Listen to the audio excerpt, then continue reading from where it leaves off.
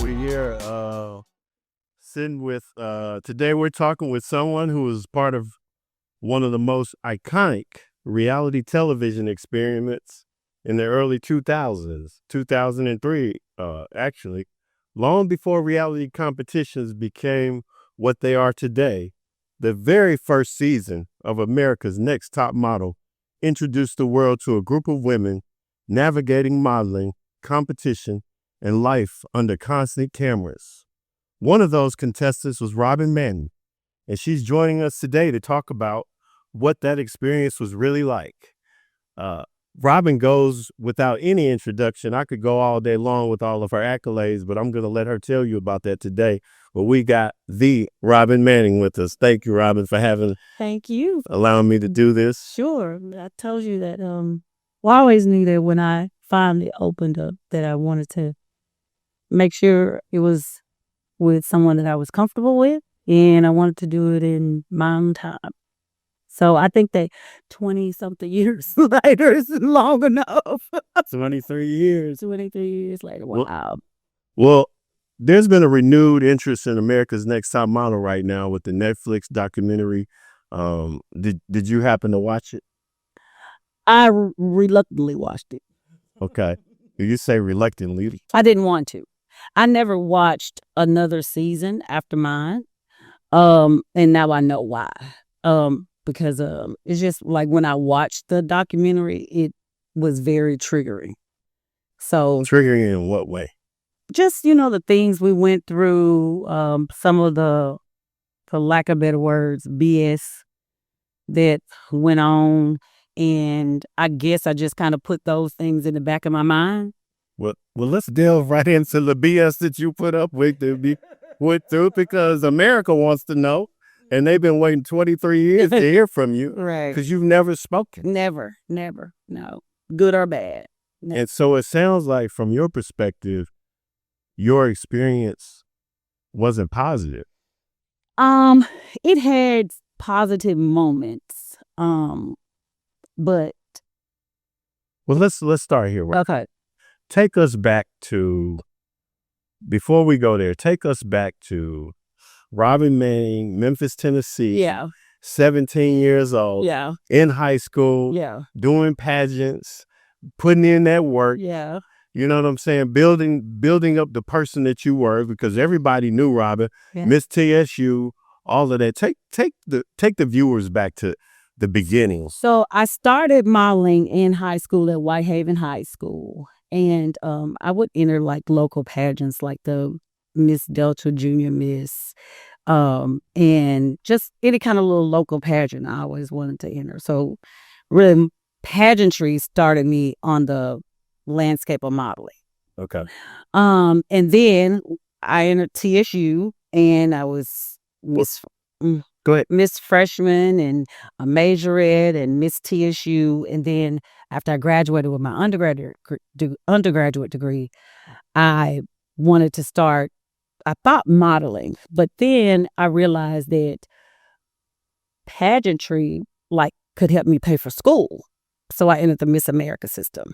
So I was the first Black Miss Nashville, first Black Miss Shelbyville, and then it paid for graduate school. And so after I finished graduate school, I was like, well, I want to go to LA or New York. And I went to New York. Okay. Well, let me stop you right there. Okay. Before we get to the New York. Okay. Tell the viewers a little bit about your family and your history. You come from an iconic family here in Memphis, Tennessee. Your mother was a businesswoman and an entrepreneur, and also a philanthropist. Your father was one of the most well-known basketball coaches, coached at East High School to 3 state championships, and is most winningest coach at East High School. So for people to really understand Robbyne, they've got to understand where you came from, who you are. Yeah. Because a lot of people don't really understand your background. Like I said, it's 3 of us. And we just always knew that, we had to, what my mom would call, get our lesson. So it wasn't, any shortcuts. And even my older sister that, she has some physical difficulties. They still made her go to what was then called Shelby State. So we're all college educated women. Right. And strong-willed, and we had it wasn't like I can't say it was a terrible upbringing. It was we have a good life. Yeah, I mean, to be honest, you grew up in an upper middle class family. Both of your parents were iconic figures at Tennessee State University, or the Tennessee State University. Yes. I'm going to the. And it was sold, and it was told to you early on that that's where you were going. Yeah. I said I applied to Spelman, Howard, Clark, and my mother said, "You going to college? You can go take your ass to TSU." Right. That was it. And actually, Diane was a very influential factor and person in your life, probably one of the most influential people in your life. Yes, God and Diane. And I met you first when I was finishing college, and you were still a senior in high school. Mm-hmm.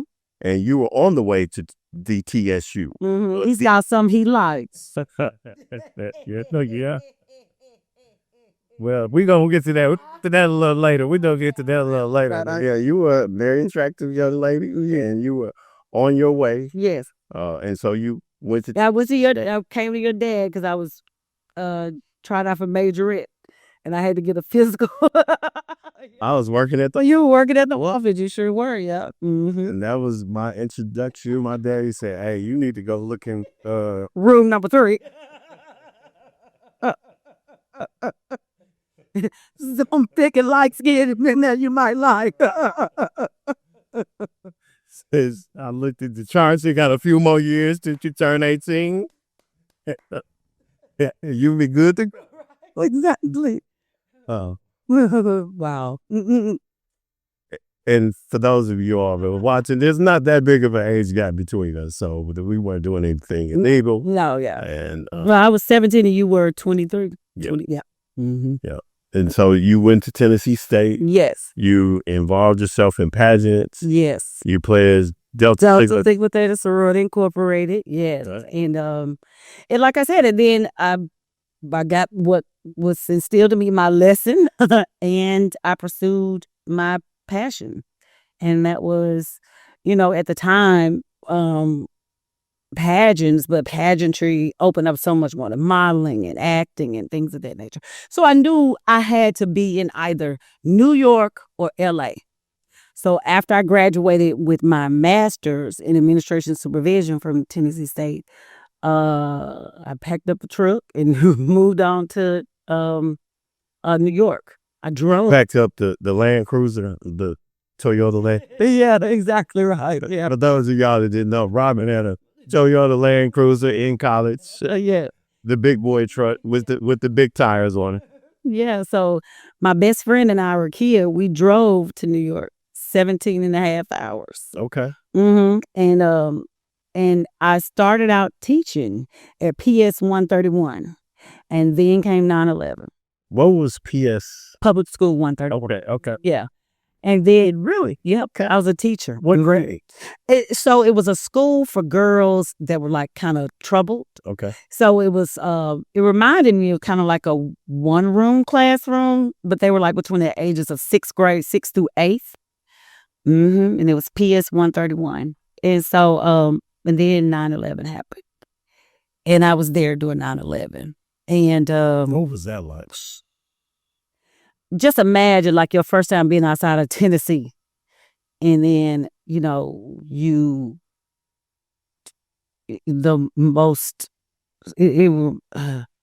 was like a movie, really. I just know the ATMs didn't work. The phone didn't work. Because I lived in Jersey City, right up under the Hoboken Tunnel. So, it was traumatic. I had to be, because I know your mother and your father, especially your mother, had a huge influence on you, and y'all were very close. Yes. And you being away from home. Yes. Really, Tennessee State Nashville wasn't really being away from home. Right. It's right up the street. Because your mother knew everybody. Exactly. Right. They kept the eye on you. Yes. So So that was crazy. And then Did you come back to Memphis after 9/11? well, I finished out my contract until December. Okay. I didn't come back in January though. Okay. Because I was too toe up. I was like, oh, what the hell? You know, I didn't know the world was going in. You know what I mean? Yeah. So, and then I worked at the daycare center. So you came back to Memphis in December. Okay, December of 2001. Wow. Okay. Yeah. Yeah. Because 9/11 happened the September 11th. And so because my daddy told me you don't start something and don't finish it, and I was like, but I'm not gonna finish that whole year. So, you know, I told them, and they had time to find another teacher and everything. But anyway, and then, but I realized that, okay, well, I can't stay in Memphis. So now I didn't drive to LA. So then I got on a flight, put the truck on the truck. Yeah, shipped the truck out. Yeah, and got on the flight. My 2 dogs and I, Gucci and Louis Vuitton. Don't laugh. Rest in peace. And I went to LA. So the first, like one of the first things, I was in acting school in LA, and then there was a audition to do this show, Top Model. Okay. Now take the viewers. So how did this happen? Did you get a call from your agent? Did you see it online? Like set the scene for the viewers, so they want to know how this came about. So I was in acting class, actually. No, my agent was at the time was totally against it. I was in acting class, and this girl was telling me that, you know, oh, Tyra Banks is supposed to come out with this show, and I was like, I mean, everybody knows Tyra. So and she was gonna go audition, and I said, well, okay, cool, I'll go with you to audition, and I went with her. And hell, I'm in line, and the girls, they all skinny, and I got me a bag of chips and a Snickers, cause I was a little hungry. You gotta love women from America, right? And that, right, exactly right. I was like, oh, we gotta stand in this line. You know, Robbyne don't do lines, so I'm gonna make the best of it. There wasn't no VIP. There wasn't no VIP, right? I had me a hot 20 in my pocket. Wasn't no VIP. So yeah, so I was literally just like in line, like looking at all these girls, and I was like, okay. So when I got inside, I was literally telling them everybody who they should pick. You're telling the judges, yes. You should pick her. Yes, yeah. And they were like, well, why? I said, well, because she was in line talking about that, you know, this could make her career and this could help her out in her family. And I was like, yeah, and that poor baby, she needs some, you know. So you still trying to do service work on your casting? Trying to help him out. I'm trying to help him out. So I said, well, all right. So I remember they called me back in, and they were like, were you serious? Yes. Wow. Yeah. And that's how that went. I did not think I was going to get picked. Right. I just wanted to go for the experience. I mean, I had done stuff like there was a show, I forgot, it was some kind of dance show, and I went to Miami. This was like right after college, and I slept on the beach for like 18 and a half hours to audition for this dance show. I forgot what it was. Lip sync show or something like that. Yeah. So like I just wanted to do it. So you go, you do the initial audition. Do you get a call back? Yeah. Okay. Yeah, they love me. Oh, they did? Yeah. I mean, let me ask you, did you carry your Bible into the first audition? I had my Snickers bar and my bag of Doritos, and I was looking for a drink, but they had no drink machine. Now, so the second interview or the callback, did you take your Bible with you that time? No. There's a story behind the Bible. Okay, we're going to get to it. Okay. So we'll set the scene for the viewers. You go to the second interview. What happens? They ask me to walk, and then I tell them about myself and the pageant background and all that stuff. And yeah. And they were sold. Yes. Okay. Now, they also casted you as the first full-size model. And that was correct. And so was there a conversation when you went to the first and second auditions about that? No. Okay. No. But I mean, but they were correct because at that time and even now, runway modeling, you have to be like between like a 0 to 2.4 is even considered big. So at that time, I was an ace, like a 6'8". So yeah, I would be considered plus size. Now in the South, you wouldn't have been considered plus size. You would have been considered stout. Yes. Stout joint. Brick house. Red bowl. A little at the top, big at the bottom. But brick house. You got Dr. Holmes. You could Room 3. now. So you go to this second audition. Did it bother you that they were trying to bill you as this full size model? Because honestly, in the South and in the, let's keep it real, in the Black community, you weren't a big girl. No, that's the thing. I don't know what they said behind the scenes, but they didn't say that to me. So their goal was like, well, we're gonna have to break you out that pageant stuff. So it was nothing with like my weight. It was mainly the pageant. Because even the way I stood, like I stood with inside my instep, 1 foot pointed, and it was just because it was normal. And the pageant, just so people understand, the pageant training was something that you had started from 13. 13. Yeah, grade school through college. Yes. And that in itself was very competitive. Yes. And then it was very difficult because you were one of a few African American women that were in the pageants. Right, exactly. Yeah, like I said, they had never had a Black Miss Nashville, never had a Black Miss Shelbyville. So you have to, in the American system, you have to qualify to like different preliminary pageants in order to get to the state pageant. So I had to compete in all these different little pageants in order to get to Miss Tennessee. So the whole America's Next Top Model competition didn't scare you because I've been competing my whole life. Yeah. No, like I said, I really like went there like with the girl. I can't even remember her name now from acting class, and I was just so I think I might have gone like as her little support because I wasn't even dressed like them. I had my little suit on from BB. I remember. What were they dressed like? No, they had like some jeans on, a little crop top. Stomach out. I was like, ooh, girl. So you came with business attire. Because pageants, when you go into an audition, you come business attire. Okay. So that's what I'm thinking. Because I was thinking that was more Diane Manning's influence. No.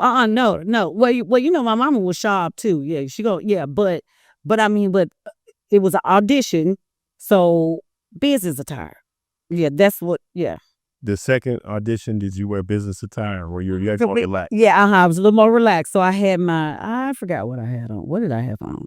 I forgot, but I was a little more relaxed. Yeah. Okay. And then was there another interview or did you just get a phone call? No, after that, it was a phone call and then they flew us. So this is the crazy thing. So I'm in LA. I left New York and I'm like, oh, I'm never going back there after 9/11. And then they fly us back to New York. So did you get a call from Tyra or did you get from one of her assistants? Like who? I think it's from Tyra. I think it was. What was that like? I know you had to be excited. I was very excited. I called my mama and my mother was excited too, but it came with conditions. And she was just like, now what you finna get up there and do? So she says, we happy that you got the right. You only gonna be on the show. Yes. But the conditions are don't you get up on national television and embarrass the hell out of us. And so what did you take that to mean? That's when I got my Bible. That's when you got your Bible? Yeah, because I knew that I needed the armor of God. Because I have we're from Memphis. You ain't gonna get none over on us.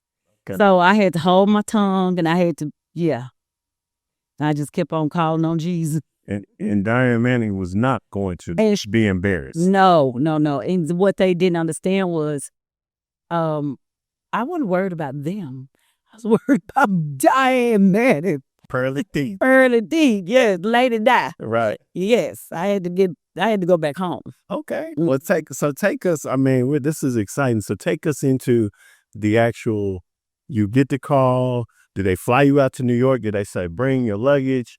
You're not going to be able to talk to your family for 6 months. Like they didn't let us know any of that. So I knew we were going to New York. So if you notice on the first episode, I walked through with my fur on. Right.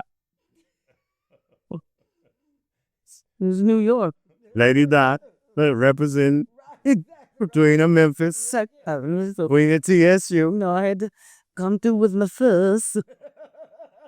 So You didn't work at Walmart. right, no, I had my fur on. So and then that's when they threw us in this hotel. We were in a hotel, and we picked out our rooms. See, I think that from what this goes back to watching the documentary. I really think that like our season was different from everybody else's. Well, yeah, I mean, because you were the first Yes. season. Yes, and I really think that like they probably had every intention of doing like what they wanted to do with the show, but you know that fame monster just gets on your back, and then and the show developed into something totally different. Well, and I think when I watched it, I think it morphed into drama Yes, drives ratings. exactly right. Yeah, Right? Yes. And so what it initially set out to be, which Tyra said, this was her get back as a black woman who had came up in this sister that historically had sort of shunned black women. This was her get back at the system. yeah, But it was also cutting edge because reality TV was not that. This was new. exactly. Yeah, This is 2003. yeah, yeah. So, so then we didn't know anyone. Now Kizzy, she was another black girl contestant from Little Rock. Her and I were Deltas.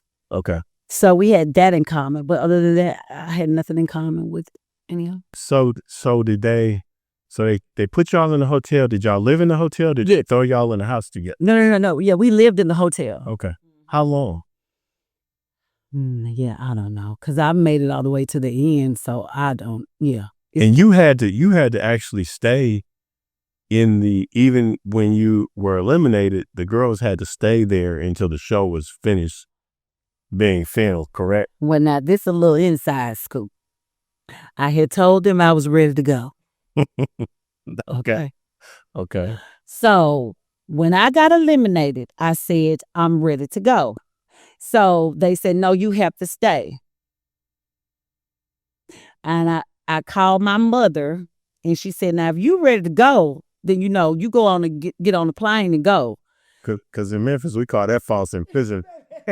Baby. So the first 2 days, and right, this probably wasn't right. I said, well, okay, if I must, okay, y'all gonna make me stay. I ordered everything on the menu. You blew it up. Baby. Room service, to the point to where I remember Tyra came and she was like, Rob, no, you ordered a lot of room service. Yeah, because I'm ready to go. Well, what are you doing with all the food? I don't know. It's just, I said, look outside. I was just ordering stuff. I couldn't leave. I could talk on the phone. And then I finally, I couldn't stay longer than like 3 days. That third day, I said, now look here. I'm ready to go. I said, I'm finna go.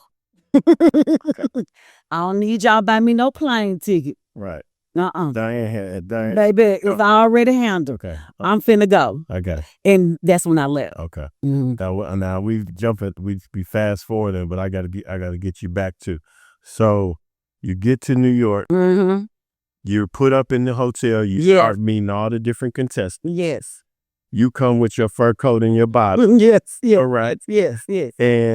And so, did you meet Tyra? Yes. Okay. Yeah. Did you meet Mr. J? We met Mr. J, I think, like, I'm not sure, but not initially. Okay. Yeah. You mean Miss J? Not initially. Okay. Mm-mm. So the first person you met was Tyra. Tyra. Did you meet the executive producer? Oh, yeah, Ken Mock. Yeah, we met him like through the auditions and things like that. So we know him. Mm-hmm.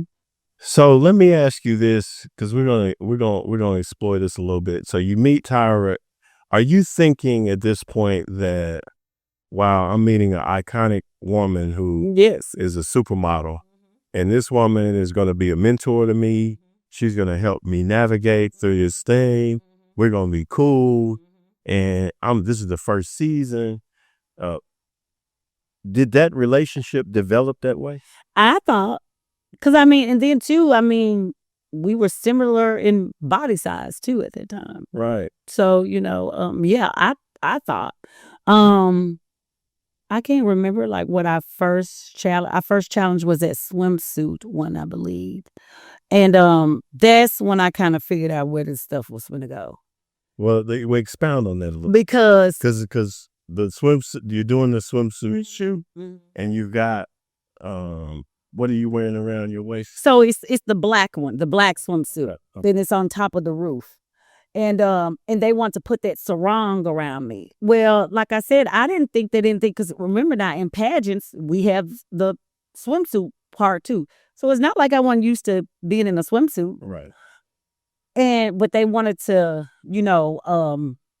like try to hide my curves or things of that nature. So I was getting frustrated because I'm like, why? And did you think that was coming from Tyra? Do you think that was coming from the executive producers? I didn't know who it was coming. Well, at that time it was coming from the stylist. I know it was coming from Janice Dickinson, because she was, in going back and watching all those old episodes, I mean, she would have been, in today's time, she would have been canceled for fat shaming, and you weren't fat. Yeah. So that was the thing, but she was just a straight hater. Yeah, do you know that like once I got off the show, like one of my first shoots was with Janice Dickinson. I knew that. You sent me the picture. Mm-hmm, Yeah. mm-hmm. So talk about that a little bit. Talk about how that made you feel, where you had this woman who, in her day and age, she was a supermodel. Yeah. She had a bunch of work done. Yeah. That even then. Yeah. So she was on me for my weight and my age. And I wanted so bad to just go straight hood in just South Memphis on her. For real. But that's what the Bible. Diane Mary on one show. Remember. Exactly right. And I was like, I can't cuss this old white lady out on this TV. I cannot do this.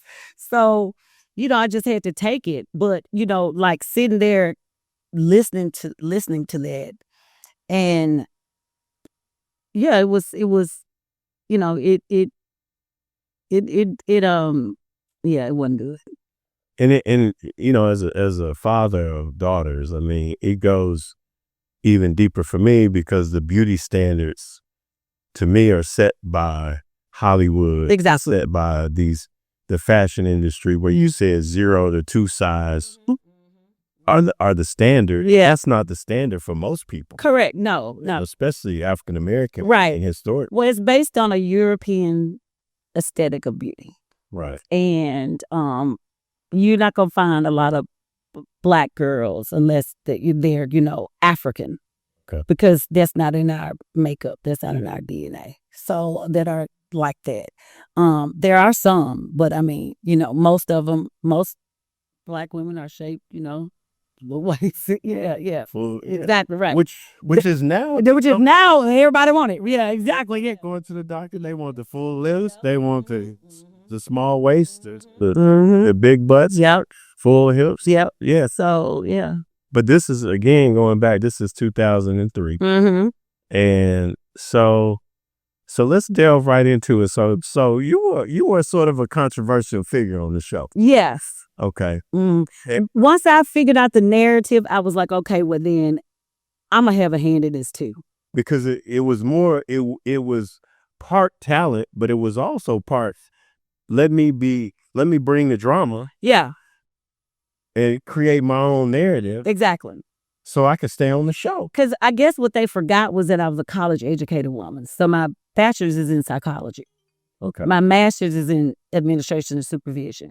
So yes. So once I figured it out, it didn't take long. Right. After that one, I was like, that girl from South Memphis. Baby, why them hood instinct. Even all the way, yes.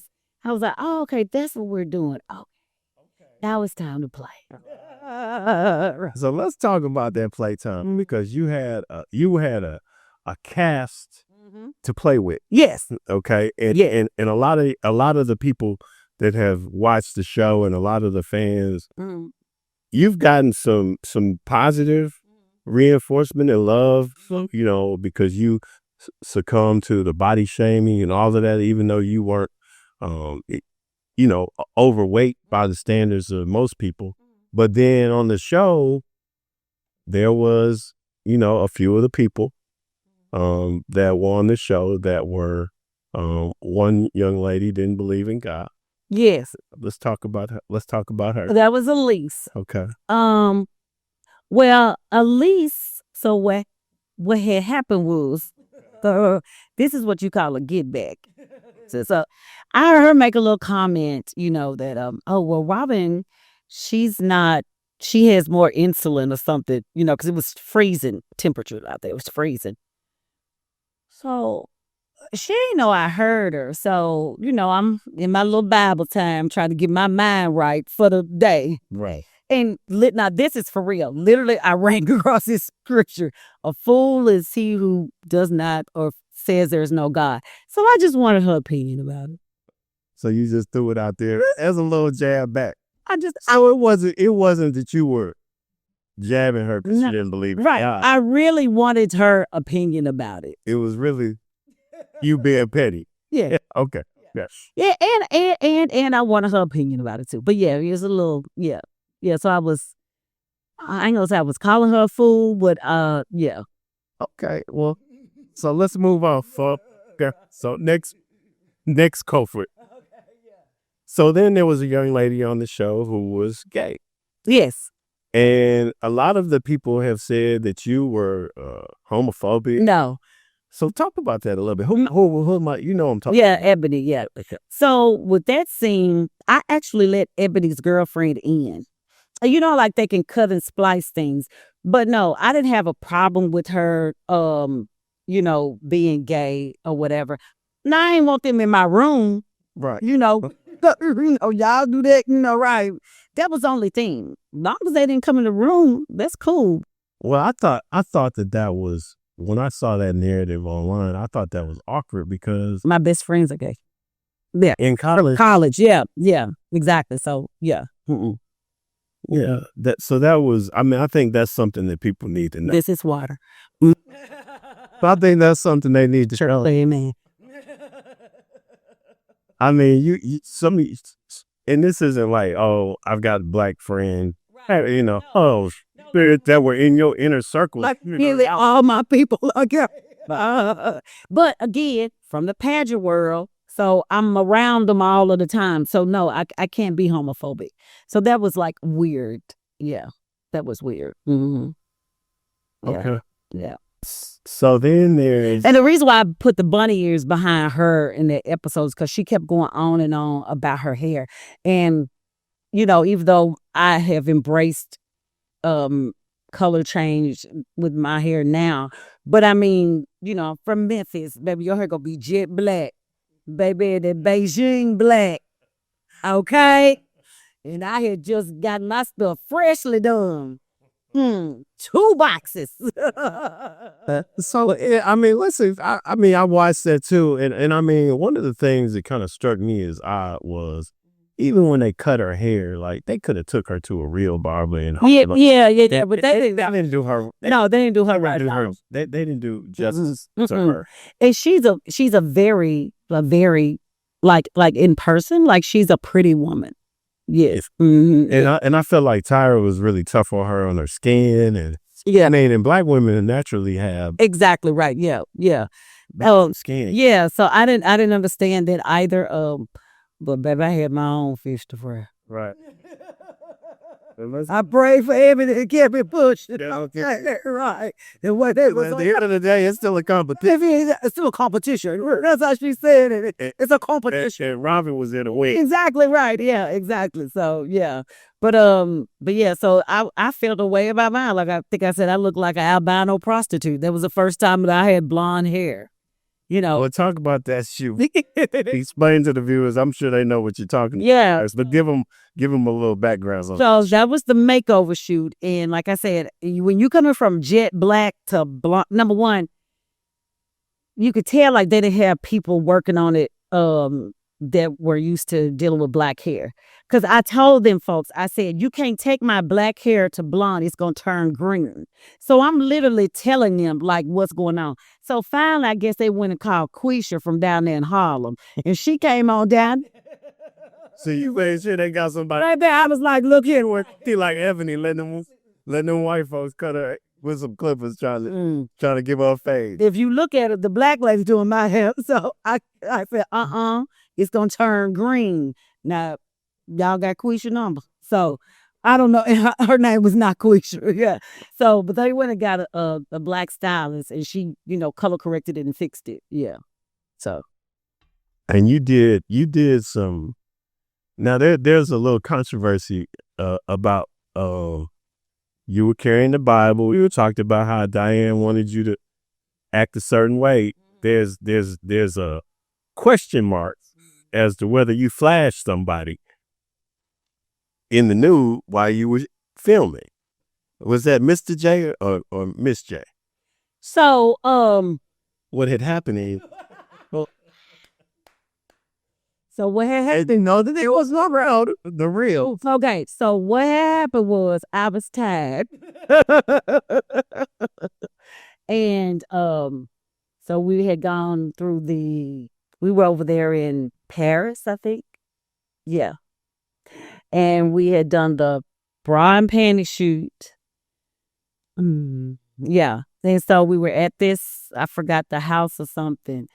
And the jacket, I don't know how the jacket came undone. And I was just like, Mr. J. So you did flash. It was a little shake. You gave him a little something to look at. It really was, I don't know.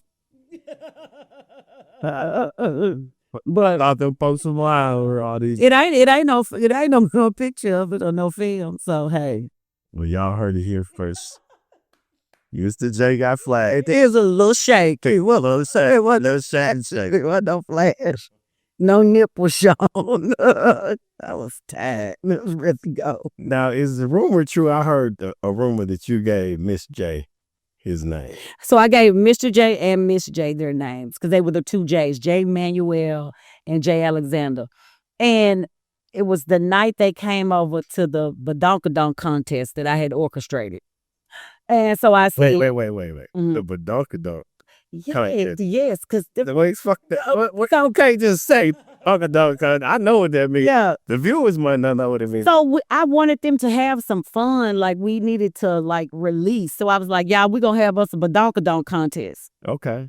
So those of you that don't know that are watching the Badonkadonk contest in today's society, but twerk. Yes, exactly right. Was there a cash prize or y'all were just doing it for fun? I think I had about $20 on that. I kept me a hot 20. A hot 20 even today did you many places. So I think I had a hot 20 on it. And Mr. J and Miss J, they came over. And I said, I'm going to call you Mr. J and I'm going to call you Mrs. J. Miss J. And I think that Miss J actually in an interview that he did a while ago, actually gave me the recognition that I named them Mr. J and Miss J. And I saw that Miss J had a stroke. Yeah. And is in a wheelchair and trying to come back. Yeah. Have you talked? I talked to Mr. J. Okay. So Mr. J said that he is doing better. As a matter of fact, I talked to Mr. J a couple of weeks ago, and he said that he is doing a lot better. So yeah, so that's good. Yeah, I was shocked to see that, and then also to hear that Tyra hadn't even called him. Did that surprise you? The Tyra that she is now? Well, you know what? Nah, because that girl told me that I was going to have stuff in Target and Walmart and she was going to mentor me and all this stuff like that. And yeah, none of that happened. I had to make stuff shake for myself in that industry. Now, Kimora, she did help me out a lot. She did? Yes, she helped me out a lot. What did she do for you? So she got me into castings. And I even casted for her Baby Fat show. 1 year that I was up there, but she got me in the castings in New York and LA, and yeah, and Mr. J also helped me too. Mr. J got me on some photo shoots and things of that nature. But Tyra, What about Miss Dickinson? She just rubs me the wrong way when I watch. They said, don't talk about your elders. And y'all did a photo shoot. The very first photo shoot for Oprah magazine. And I remember walking, they didn't tell me that she was there. And I remember walking on that set. And what was that like? She was like, hi. And I was like, nah, bro. Did you get her? Baby? I was like, no, bitch. Stay your ass over there. Stay my ass over here. I'm getting my check and I'm going on. We ain't cool. No worries. Nothing. We are not cool. No petty shots. I ain't checking for you. I'm here for my check. Gotcha. Yeah. And that was that on. And I think she did her job and I did mine. And y'all kept it. And we kept it strictly business. Yeah, because at the end of the day, you was just low down for no reason. When you were doing the show, did you think that you were going to win? Yes, I was literally told that if I just did this nude scenes, that's the reason why, Robert, we brought you all the way to the end. You are going to win. We promise you're going to win. And they wanted you to do the nude scene. Talk about that. Oh, I wasn't doing it. It was baby, Diane and God on one show. I think the Lord just said, I'm gonna let Diane take over this, because like all you had to do was the new photo shoot, and you feel like you would have won. I don't feel like I would have won. I had producers. I had the executive producer to tell me I would have won. Like if I would have told back and say, man, I should have just did it. No. Why? No, because like after that, I was signed with Wilhelmina LA. When you are in the actual modeling industry, they have you write out, okay, will you sell alcohol, swimsuit, nude? So if you don't want to do it, you won't do it. So why am I putting myself out there like that? And, and then that's going to live forever. No, I don't want girls to see that you got to get buck stinking naked. You know what I'm saying? For a check. No. And remember now, I'm educated. I'm from a good family. Right. Yeah. I ain't going back to, Family Dollar. Right. You wasn't that thirsty. Right. Yeah, exactly. Right. Yeah. And I knew that I had to get off that plane. Baby. Yeah, with Lady Di. You want to see a grown woman get her ass whooped? Yeah, she would have had switches braided and some more stuff. No. Ready for you. Exactly right. No, I was not going. And besides that, I did not want to see you. You got to think about it, like I already had like a following in Memphis and in Tennessee, from doing the pageants. I don't want girls to see that. You have to the only way that you're going to make it is if you get naked. Yeah. And it's interesting that you say that because, I mean, especially in today's society, so many women have gone to OnlyFans. Right. You think the millions of dollars sharing content, selling their bodies, doing, Right. No. And that does not have to be your path. And so I didn't do it. And yeah, I got eliminated, and I'm thankful because I still went on to model, to act. I was still in LA in 2017, and I didn't leave LA until my dad called me. He was sick, and he asked me to come home. And then that was at the end of 17. Then we ended up losing him February of 2018. Okay. So, I probably would have still been out there. So let's go back to you get eliminated from the show. Mm-hmm. You come home, you decide you're going to LA, you pursue an acting career and a modeling career. You sign with Willem.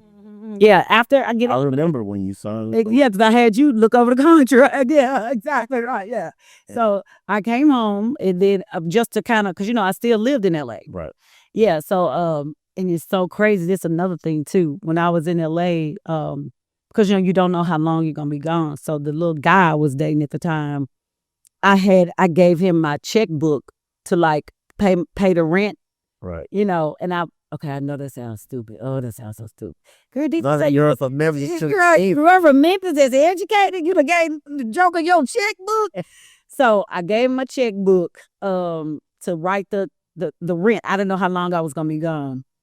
So anywho, so when y'all see that scene where we going to the shoe store, Giuseppe Zanotti, well, little did I know that Diane Manning and one of her sorors and got on the plane, flew to LA because how did that work out?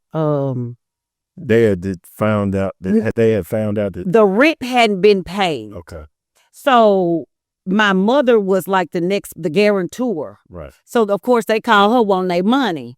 So she said, wait a minute, what do you mean the rent hadn't been paid? So I remember like and this was one conversation that they did not get, I think. She asked me I don't know how she found out that like somebody was I don't know how she found, but anyway, she found out that I told her Mike had the checkbook. That's what it was. Yeah, I told her. I said, Mama, he gonna just pay the bill. She was like, are you sure? I was like, yeah, that's my dude. You know, right? Yeah, he gonna pay the bills. He gonna pay the rent. And baby, she got to that apartment building and she went right to that apartment and she said, where's my daughter's checkbook? Because you ain't paid that rent. And come to find out that like he had wrote checks. He was just writing checks. Baby. So that was by the grace of God that when I bought those boots, right, that it went through. Can you imagine? You would have got declined on national TV. Robbyne Manning. Oh no. No. And I think the boots are like $700. That's a lot, but 2003. Yeah, exactly. Yeah. Nobody was buying something. The boots in 2003. I was. But yeah. But yeah. So yeah, that's just another little Well that takes me to my next question. So you're in LA, you're dating. Yes. Yes. Yeah. So after the show, then I came back home just like, just to kind of regroup like for like a month. And then I went back to California. And that's when I started, modeling and acting. And I did Young and the Restless. I did a film on BET. Horror film. Yeah. I did a lot of beauty work for Neiman's. I was living my life. And so are you working? Are you dating at that time? Yeah, Did the viewers want to know that whatever a celebrity? Here come the bullshit. We want to know. Inquiring minds want to know. Were there any the water?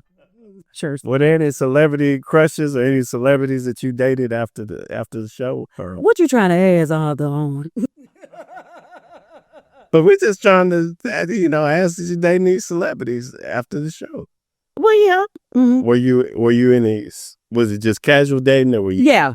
It wasn't anything serious. Mm-hmm. Okay. Mm-hmm. You don't share to divulge any names. Those people are married or they've gone on home to Jesus. Okay. So, yeah. Mm-hmm. But a couple of them,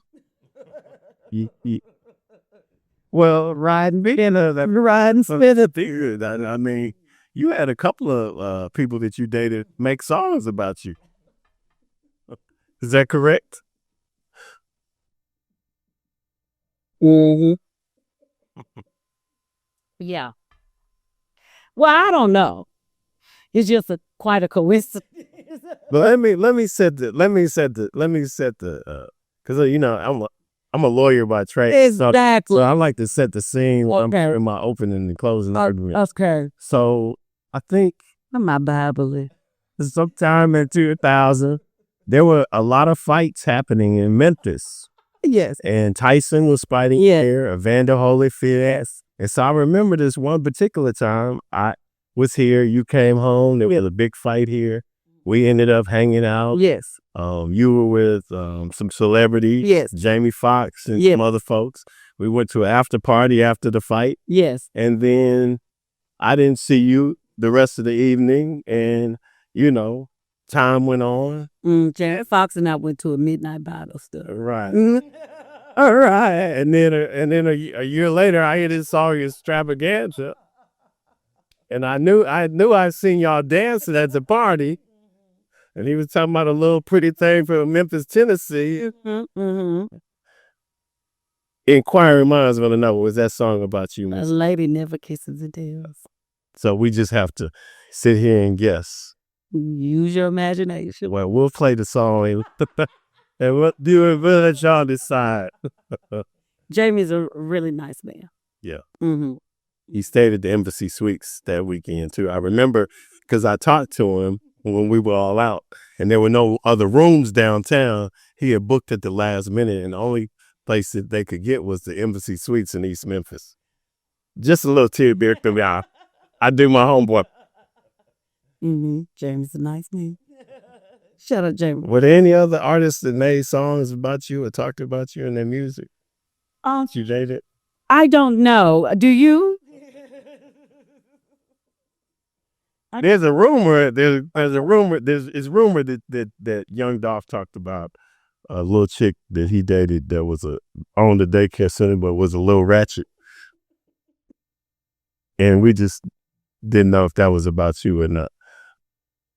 We going on home. We'll move on. Yeah.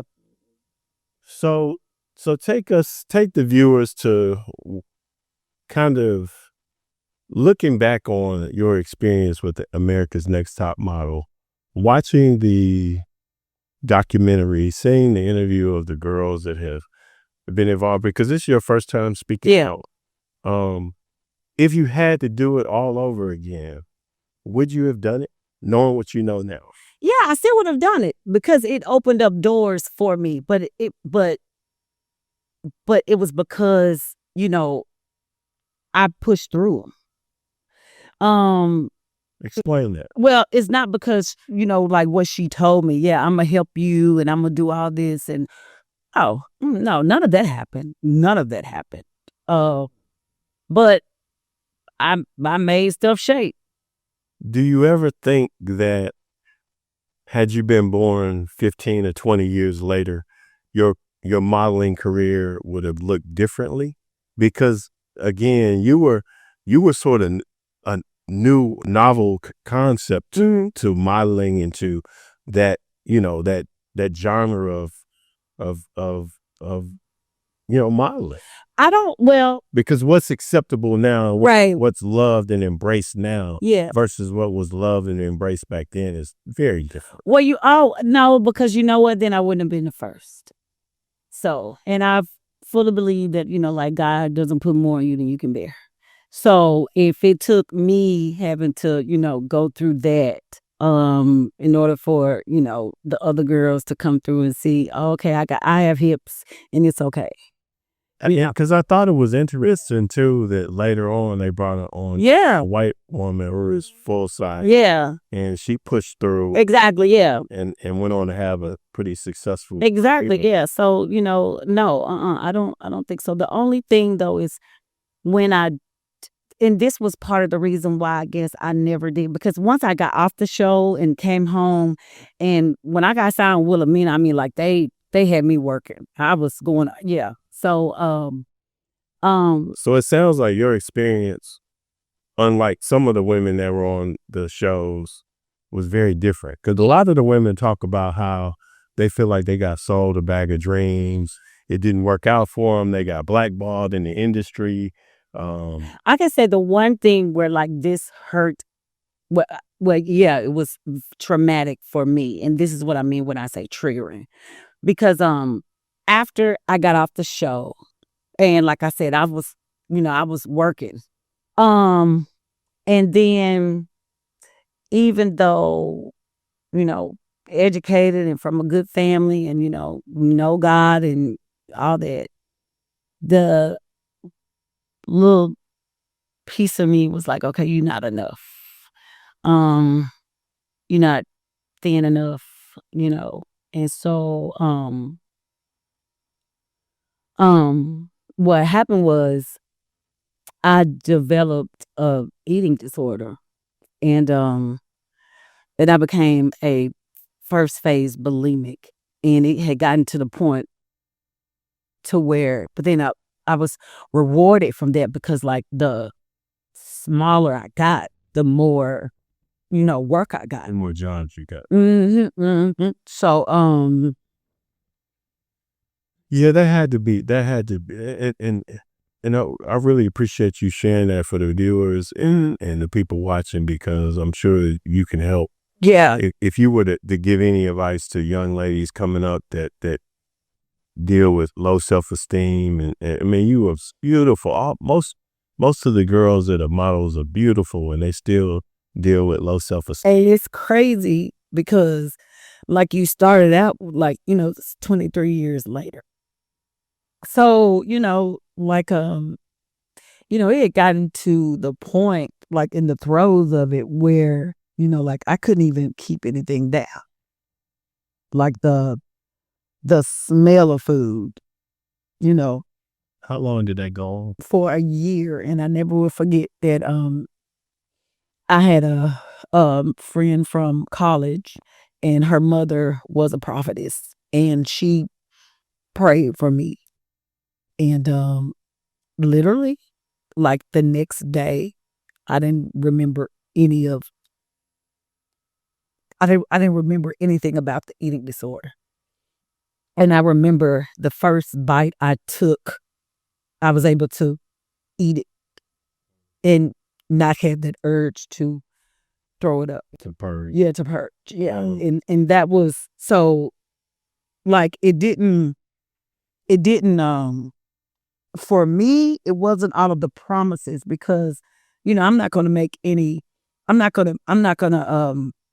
be ashamed of my upbringing. I'm thankful that my parents were able to put us in a stable environment where, we didn't have to, like, try to provide for the family. But for me, I think that the hurt from the show and the constant, like, belittling, once I got into the industry, it manifested.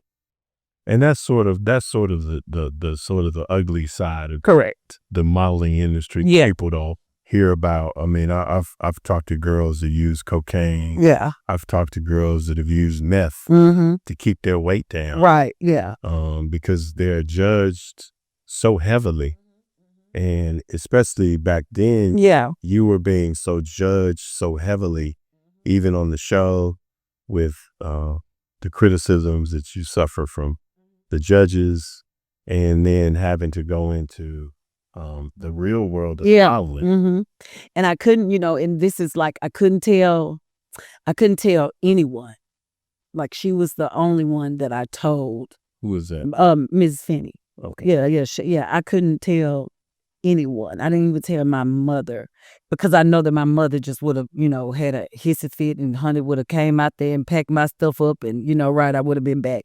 So I tried to pray it, but I needed help. I needed, intervention. But I say this to say that even the strongest person, and I consider myself a very strong person, and it wasn't like being judged was something that was new, because, like you said, I've been judged all my life. I've been in competitions and things of that nature. But I guess it was just something about, like, seeing, oh, well, if I'm like this, then I get this. Right. You know what I mean? The smaller I am, the more I get. Yeah. And here's the thing. I don't think we've even really touched on this. But when you initially went to college, Mm-hmm. you were heavy. Yes. Right. Yeah. Mm-hmm. And then the amount of work Yeah. and dedication, jogging, exercising, doing aerobics, lifting weights. You and I were great friends. We used to run with sweatpants on. In 120 degree Memphis. If you live in Memphis in the summertime, it gets a little close to hell. Yeah, exactly. Yeah. And we used to run downtown. Yep. Mm-hmm. With our sweat bags on. Yeah. And Robin would get honked at.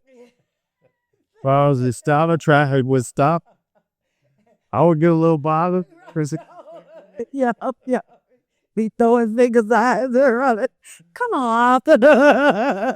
Yeah, but I mean, and so that's even like taking it back to the show, like when that guy came on, the workout guy, he was like trying to make a big deal to myself. I wasn't working out. No, dude, I'm done. Yeah. Like I used to teach aerobics. I'm done. What you're doing is not anything. So, just all that kind of played into everything, and it later manifested. But that's something that could like take a person out. Right. And this is just so you all have a perspective. There was no Ozempic. No. There were no wonder drugs with fat folks. There wasn't even like these, people do the low carb diet. Yeah, no. We didn't even really understand health the way we do now in 2020. Exactly right. Yeah. 2000. You had to work out. Work out. You had to work out. That was it. And eat right. Right. Yeah. Yeah. So we were working out and it was, so, you think to where you get to where you were finally accepted in one genre in pageantry, then you get to modeling and you still not accepted. And I think for me, like my breaking point was, okay, so I'm off the show. Now I'm back out here trying to audition and it's just like me. It's, I'm not, there's no cameras. Right. It's just me like going to and I had to sit with myself. And then that's when all those negative things came back in my head. And I realized that who or what is the culprit? Food. Because food is the reason why my body looks like this. Because I can exercise what is food. And so then, you get to where, oh, okay, well, I'm going to eat a little bit and I'm just going to stick my finger down the throat. Right. Yeah. And then it just became unhealthy. And so that's the reason why I say that, I don't ever want girls to think, you either have to pose nude for, anything, and you don't have to take your body through like unnecessary changes and stresses because, we only get one of these. Right. And a lot of women too now use plastic surgery. Oh yeah. As a way of keeping their bodies fit. Yeah. Stand looking a certain way. Yeah. You've had now peptides very popular, which, they seem to be healthy and do well. But at the end of the day, what I just wanted people to understand is I was a firsthand witness of the work that you put in to get to where you were trying to go. And there were no shortcuts. No. It was pure work. Yeah. It was pure dedication. It was pure discipline. Yeah. And I think that has carried you throughout your life, which is, I think a lot of the viewers want to know, like, what are you doing now? And like, tell us what you got going. So when I came back home in 17, and like I said, my father passed in 18, my mother was recovering from breast cancer.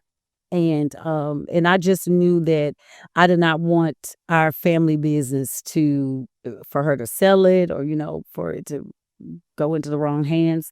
So I decided to leave LA and come home and reluctantly take over the daycare center. I say that with a smile because, I mean, it's a blessing. I'm literally like doing like what my mother, What you grew up watching. What I grew up watching her do, yeah. And now I have a daughter, and she's Miss Freshman at TSU, and I'm that little stage mom that gets on her nerves. But I also and you provide all the benefits that Robbyne Manning provided for you. Exactly right. That daughter. Yes. Tell them about the parking space and the car. Yeah. I hired an artist to make her senior parking spot, and I mean, she had a mural in the parking she had a mural in the parking spot, and she had a Jeep. She just had a wreck. So, but anyway, but she's doing good. Guy, though. She's okay. Yes, and she got a good lawyer. Exactly, she's got a good lawyer. Yeah. He's smart, call work. Yeah. So Uncle Art. Exactly, Uncle Art. Yeah, and Uncle Art calls her and gives her advice all the time. And she's on the dean's list, honors college. And then I decided to go back into acting. Okay. Yeah. No, before we get into that, now Okay. you're not married, No. and you're I've not been engaged. you've been engaged, but you're not a baby mama. No, I'm not. No, but that's my baby, and that's what we're gonna say. Okay. Yeah. Yeah. And so tell us about the acting thing. Yeah. So I decided, you know what? It's still something I want to do. It's something I've always wanted to do. Modeling, not so much. Like I said, the best challenge on that show was the acting challenge, and of course, I won. I know Roshan, and if you know her, she can cry. But not those were real, right? But I don't want nobody to think that like my trauma though was like No. yeah. That there's a side when she wants to get away. Yeah. She can make some tears come out. Yeah. Okay. Yeah. But no, but that what we were talking about. Yeah, that's the reason why I told you like watching it was triggering. But anyway, yeah. So I decided to pursue it again. So we're gonna see where it goes. That's interesting. I'm waiting. Yeah. I want to see that. Yeah. We got a couple of things. I have an agent now, out of Atlanta. Okay. So we'll see. That sounds interesting. Yeah. Now, before I move on from the America's Next Top Model and can ask you a few more questions, I'm going to throw a name out at you, and then you just tell me your initial thoughts. Tyra Banks.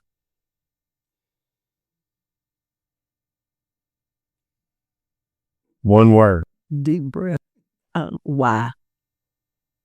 Just why? Why did you? Your concept was so great. Just why? Janice Dickinson. Kiss your ass. You want me to ask? Baby.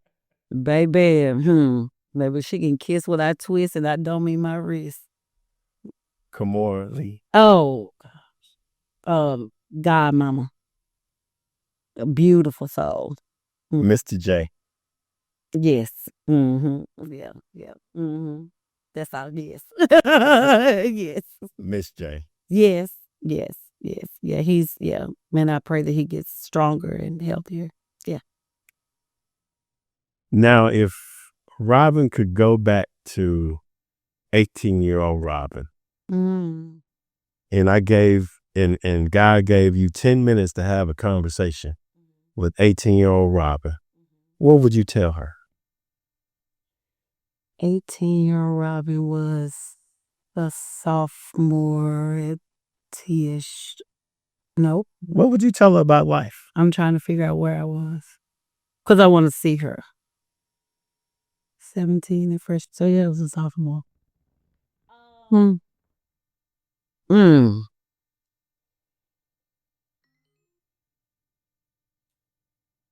I would tell her to watch her surroundings, but more importantly, the people that you are surrounded by. Some of them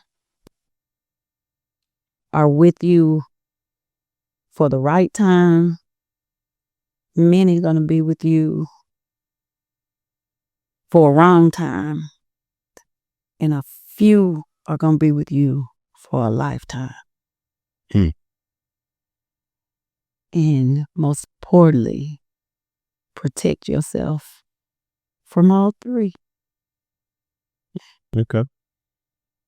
If you had to give advice to the young women out there watching that are hoping and wishing to have a future in modeling and acting and just their pursuits in life. Go you say from auntie and 16. Give them the OG. Right. Give them some OG names. Yes. What would you go for it? Go for it. Do whatever it is you want to do. Go for it. Long as it's not nothing, like detrimental.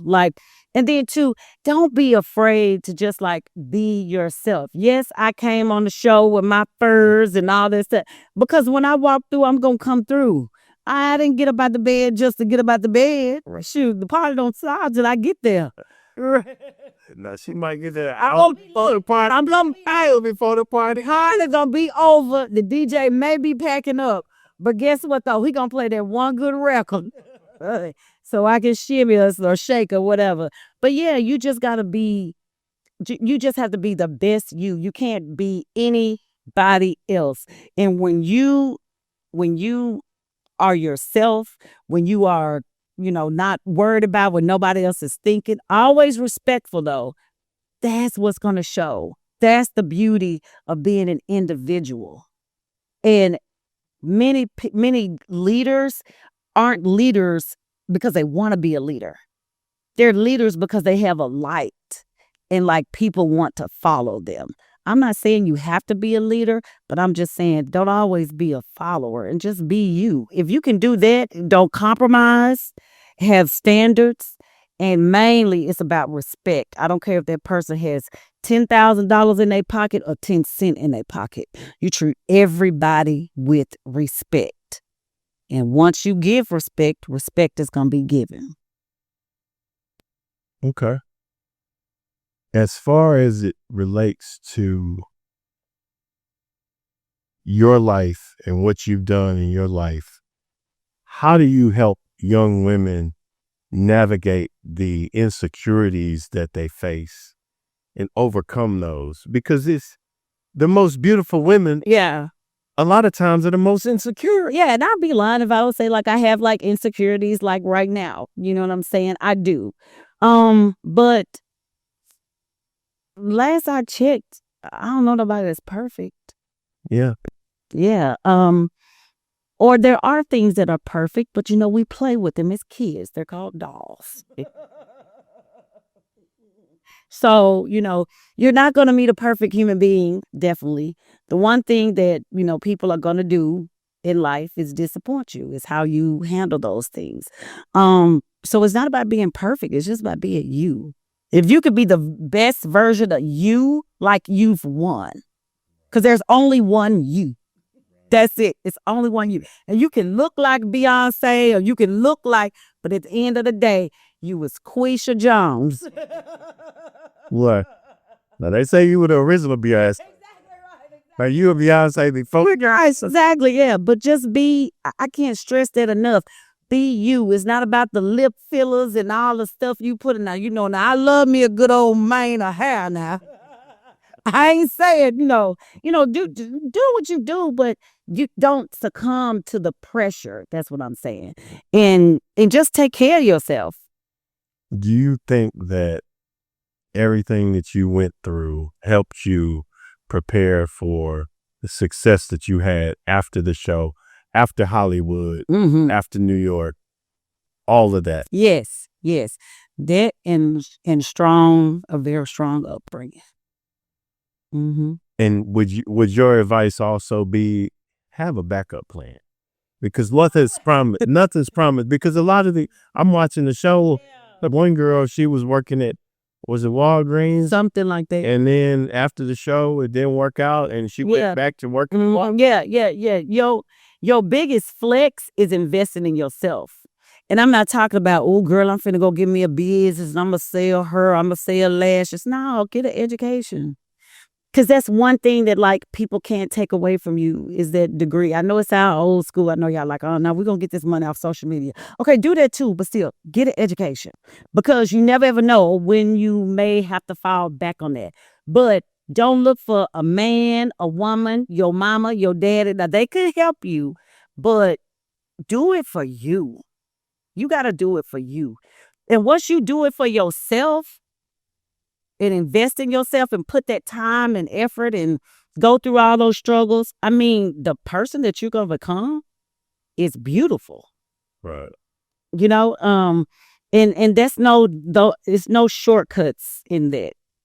The last thing I'm gonna ask you, and then we'll let you go, is any relationship advice that you have for the young people out there, men and women, because when we were growing up, we talk about this all the time. When we were growing up, you had to go talk to people. Yeah. You had to go talk to a woman. Yeah. You had to get rejected and blocked. Right. You had to get embarrassed. Yes. You had to push up on them and her girls around, and either she's going to give you the number. Because now they slide in the DMs, and if they get rejected, nobody knows. Right. So just talking to young people and trying to give them some game or give them some nuggets about relationships in life, what advice would you leave them with? Well, I'm going to tell young people what I tell my daughter.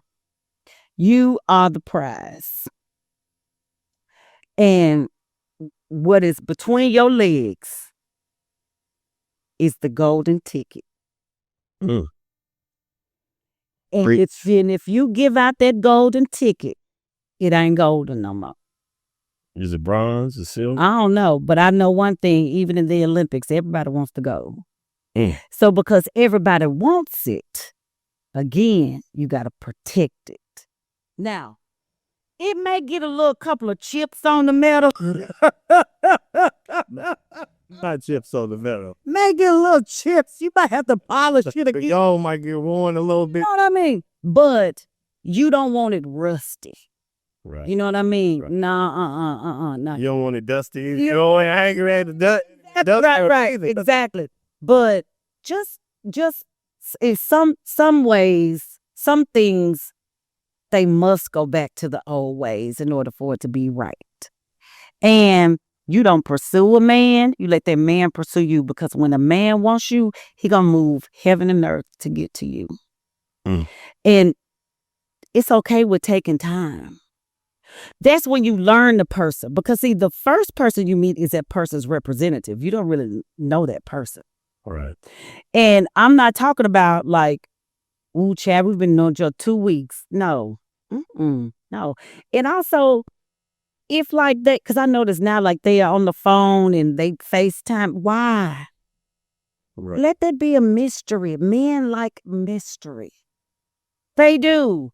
They like to pursue stuff. It's like in their DNA. They like catching stuff. That's why they go fishing. We like to hunt. Exactly. Like, and hunting and all that stuff. Right. Like, yes. Yeah, they like to pursue. Don't I'm telling you, young girls, don't do that. Well, I'll take you out. No. Whoever's meant for you is gonna come to you. What you need to do is just be preparing yourself, your body, your mind, so that when he comes, you know it. There's going to be some jokers, but when your king comes, you know that that's your king. And you respect your king and you protect your king. Because one thing about it, two things for sure. Baby, that king going to make sure that queen is happy. And that's all we want. Is happy. You heard it here. In their credit card.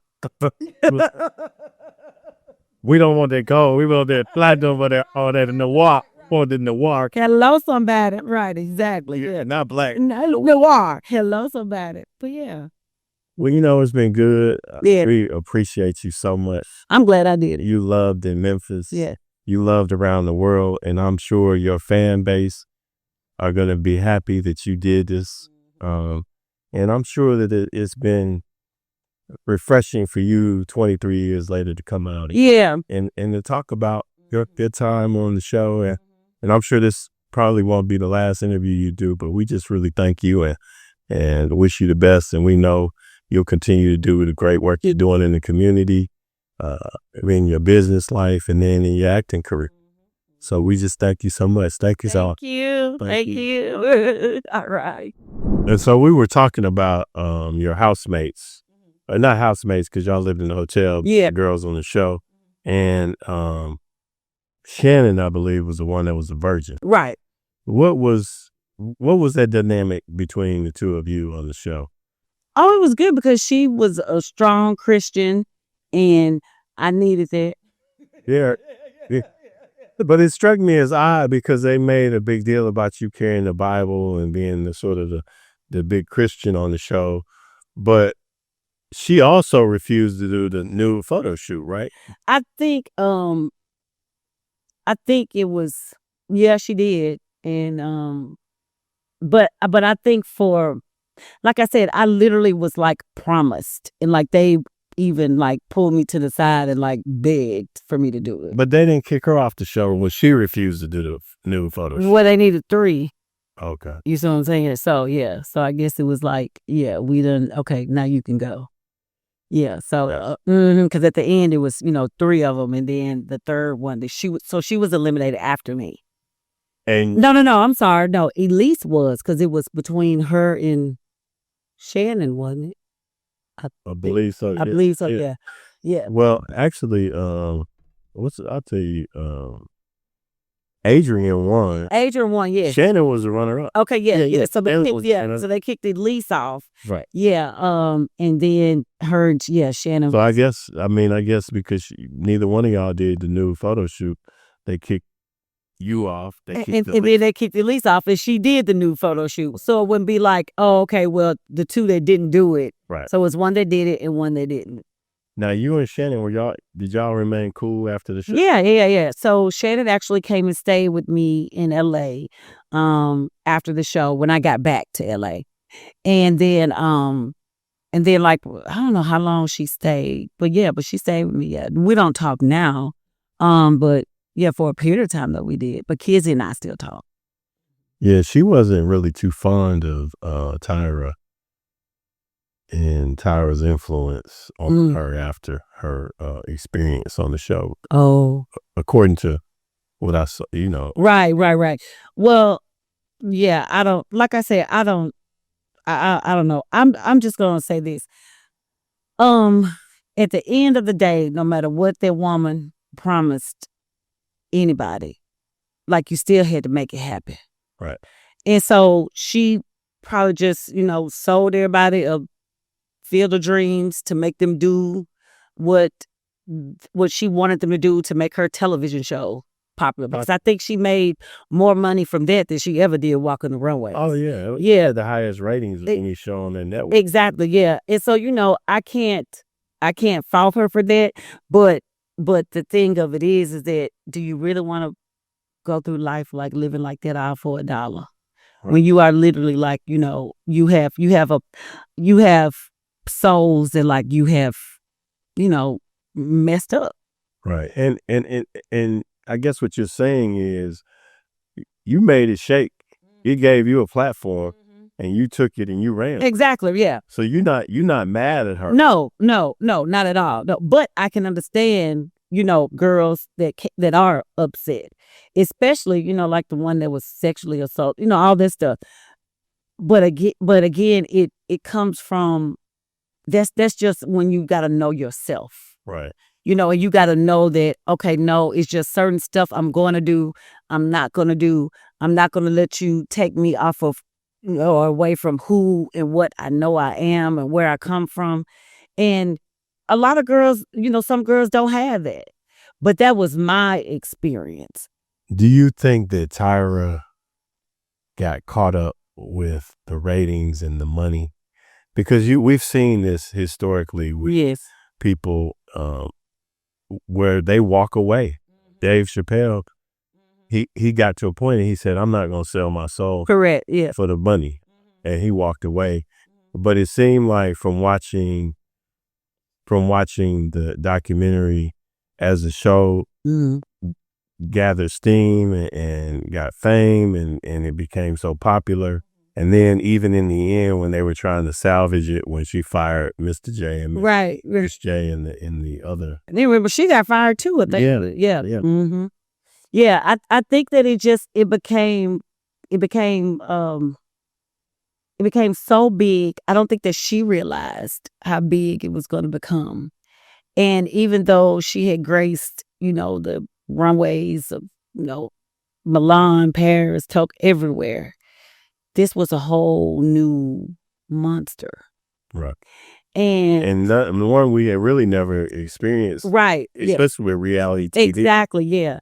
So, like I said, I think that the first season, she probably had really good intentions. But then it becomes, okay, well, now the TV part of it comes in. Right. And whenever the TV part of it comes in, you're not thinking about who you affecting. Jerry Springer was on TV for a long time. Exactly right. And it was on TV because it provided the drama. Exactly, yeah. The Real World, MTV Real World. Right. Had 5 people in the house. Yeah. And let them cut up. Yeah, yeah. So, I think that's where she, just like lost it. And it wasn't about the girls and like cultivating, careers of young models. it was about, okay, now let me see who could act a fool and what we can get them to do, and exploit their stresses or their fears or their shortcomings, all for the viewer, for ratings. Yeah. And it deviated totally from what I believe her initial goal was. Yeah, and I think even watching the documentary when she got her own TV show, and she brought the young lady that doesn't remember having sex. Exactly, with the yeah. guy. Mm-hmm. She brought her on the show and tried to show her the clip, And the girl, yeah, and yeah, the girl didn't want to watch it. yeah. And it was kind of like, You still do it. you a woman? Yeah. Mm-hmm. Whether she was assaulted, whether she had too much to drink, Right. whatever the situation was, the woman, it clearly bothered her. Right. Clearly changed her life. And again, she didn't care nothing about that. It was about ratings. Right. And so whenever ratings rule you, then they'll ruin you. Right. And we know with Robbyne Manning, that didn't happen. She always kept it 100. One thing about it, I'm gonna give you good ratings, but the ratings ain't gonna ruin you, baby. Be a full tough.